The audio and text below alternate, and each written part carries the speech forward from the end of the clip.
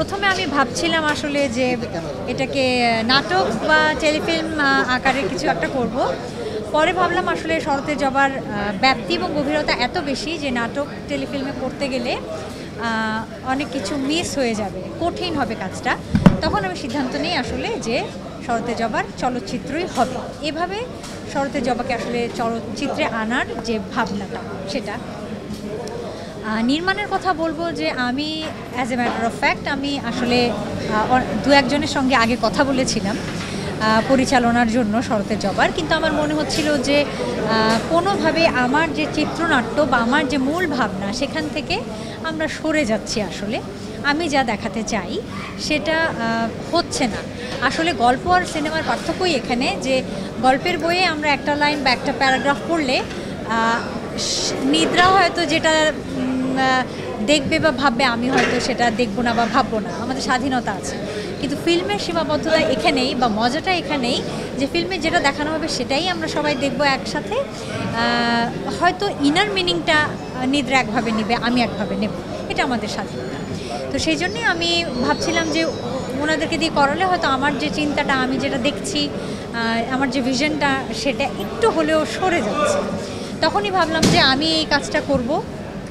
আমার সঙ্গে উপদেষ্টা পরিচালক হিসেবে সুমন ধর ছিল, ডিওপি খায়ের খন্দকার ছিল এবং পিউয়ের কথা বলতেই হয়, কস্টিউম ডিজাইনার। এরা তিনজন আমাকে ভীষণভাবে সাহায্য করেছে, না হলে কঠিন হয়ে যেত কাজটা। কারণ আমি 6 বছর পর অভিনয় করেছি। অভিনয়েরও একটা আনন্দ মিশ্রিত চাপ বা ভয় ছিল যে এতদিন পর কাজ করছি, হ্যাঁ করতে পারবো কি না। তো আমি আসলে 2-3 ঘন্টা করে ঘুমিয়েছি, সত্যি কথা।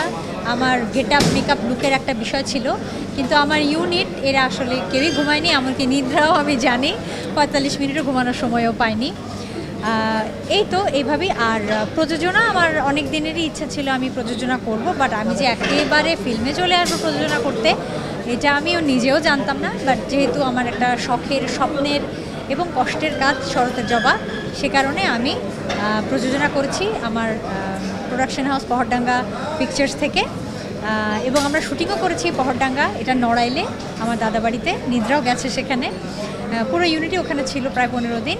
এবং আমার সঙ্গে আছেন ফরিদুর রেজা সাগর, ইমপ্রেস টেলিফিল্ম যৌথ প্রযোজক হিসেবে। হ্যাঁ, বিশাল একটা রিস্ক আছে, কিন্তু একটা কথা আছে না প্রচলিত, নো রিস্ক নো গেইন। সেটাই, হ্যাঁ হ্যাঁ সেটাই। তো আমি রিস্ক নিতে চেয়েছি। আমি কিন্তু সারা জীবনই, অনেকে আপনারা আমাকে ব্যক্তিগতভাবে চেনেন, অনেকে একদম নতুন যারা আমার সম্পর্কে জানেন না, আমি সারা জীবনই খুবই রিস্ক নেওয়া একজন সাহসী মানুষ। এটা আমার কাছের মানুষজন সবাই জানে। আমি সহজ। 250-টিরও বেশি ডিজাইন অপশন নিয়ে ওয়ালটন স্মার্ট ফ্রিজ, বোঝে আপনার প্রয়োজন। রাস্তা কখনোই বেছে নেইনি, সহজ কাজ আমি কখনোই করিনি। তবে হ্যাঁ, আমার সঙ্গে আমার সৃষ্টিকর্তা সবসময় ছিল, আমার পরিবার ছিল। আমি কিছুটা ব্লেসড, আমি কিছুটা লাকি। আমি সবসময় খুব কম কাজ করেছি, কিন্তু কেমনভাবে যেন আমার কাজগুলো খুব আলোচনায় এসছে। আমার চলচ্চিত্র মাত্র 3টি। গহীনের শব্দ জানেন যে ন্যাশনাল অ্যাওয়ার্ড পেয়েছিল, লাল টিপ পেয়ে আমি মেরিল প্রথম আলো পুরস্কার পেয়েছিলাম, শঙ্খচিলে আমি জাতীয় চলচ্চিত্র পুরস্কার পেয়েছিলাম এবং শঙ্খচিল ইন্ডিয়াতে best regional film national award পেয়েছিলাম। আমি খুবই ভাগ্যবান। আমি অনেক পপুলার টিভিসি করেছি। আপনাদের হয়তো মনে থাকবে অনেক আগে লাক্সের ব্র্যান্ড অ্যাম্বাসেডর আমি ছিলাম, লাক্সের টিভিসি বা বাংলা রিঙ্কের টিভিসি। সো আমি বলবো যে আমার কাজ কম, কিন্তু আমি খুবই লাকি। শরতের জবাও ওনার প্রশ্নের ধারাবাহিকতায় বলছি যে আমি জানি আমি খুবই একটা অস্থিতিশীল সময় আমি শরতের জবা নিয়ে আসছি আপনাদের সামনে, কিন্তু ওই যে বললাম আমি আশাবাদী, আমি পজিটিভ। এবং যেহেতু কোনো কাজ থেমে নেই দেশের, প্রত্যেকটা প্রফেশনে নিজ নিজ জায়গা থেকে যারা কাজ করে সবাই অ্যাক্টিভ, সবাই কাজ করছে। এই জন্যে রাস্তায় এত ট্রাফিক। কিন্তু শুধু আমাদের ইন্ডাস্ট্রি বন্ধ আছে বলবো না, অল্প পরিসরে কাজ হচ্ছে। সুতরাং আমিও চাই পজিটিভ হয়ে যে আপনাদের সহযোগিতায়, আমার ভক্তদের ভালোবাসায় শরতের জবা আসুক, থিয়েটারে যাক, আপনারা সবাই দেখতে চান, এই আশায়, এই কামনায় আমি করছি।